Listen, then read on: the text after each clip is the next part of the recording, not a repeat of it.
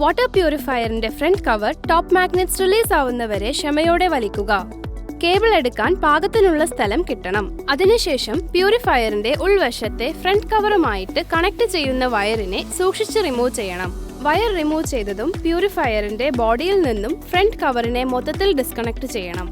ആദ്യമുള്ള ഫിൽറ്ററിനെ ബലമായി പിടിച്ച് അതിനെ ഹോൾഡറിൽ നിന്നും റിമൂവ് ചെയ്യുക. ഫിൽറ്ററിനെ ഇടതുവശത്തേക്ക് തിരിച്ച് അതിനെ പുറത്തേക്ക് എടുക്കുക.